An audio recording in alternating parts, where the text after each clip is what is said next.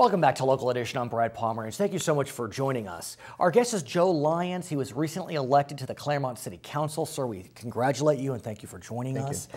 Claremont, like many cities in this region, have had some success with redevelopment. They take blighted areas and use tax incentives to convince builders to come in and revitalize the area. The governor believes that at this stage in our fiscal crisis, we don't have the luxury for redevelopment. What's your sense of that? Well, it will certainly hurt Claremont. As you've pointed out, Claremont has benefited tremendously and has had opportunities to incentivize projects that would otherwise not have been considered possible. Village West being one of them, if you're familiar with it, and other areas throughout the city that we're looking forward to having as part of our redevelopment. But I guess what I'm wondering, though, is look, of course we want to improve blighted areas, and we've had tremendous success. But that being said, our fiscal crisis in California is so dramatic.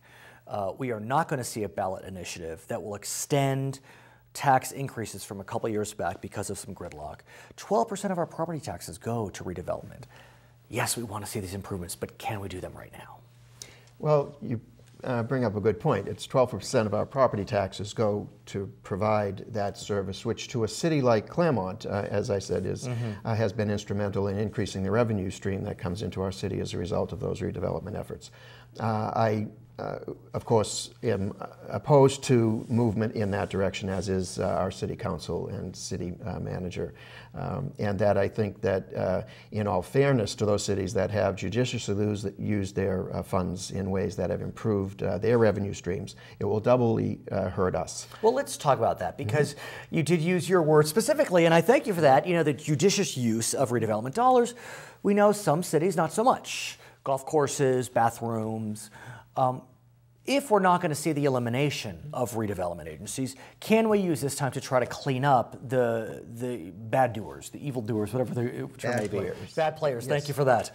I think that we do have a window of opportunity, not only in redevelopment, but in many of the other areas that we're now finding this perfect storm of financial disaster has created an opportunity to obtain some insight into worst-case scenarios.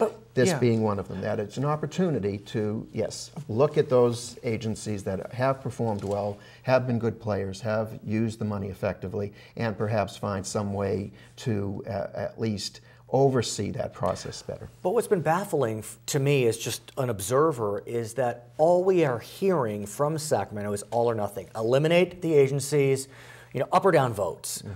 When can we get to more of a negotiating stance where we try to save some money and not eliminate the $5 billion that go to redevelopment agencies? I mean, I know you're new on the council, but still. Yes, well, I think that certainly in that area in particular, I think it has a double negative effect. So that said, and I'm probably repeating myself on this one. Where do we go? I am not, I'm a believer that the people have a responsibility. There's a responsibility to provide their government, our government, with the proper resources to conduct business as they would like business conducted. Let me ask you in our final moments, you've been on the council for about a month or two. Yes. Be careful what you wish for, or this is the greatest job I could ever hope for. Right now, or both. Right now it is the best opportunity that I could have hoped for. I have no regrets in running, and I have no regrets in continuing at the opportunity and challenge to represent those people in the city of Claremont that elected me. Okay, well, congratulations. We appreciate it. Thank you. He is Joe Lyons. I am Brad Pomerance. We're going to send you back to HLN.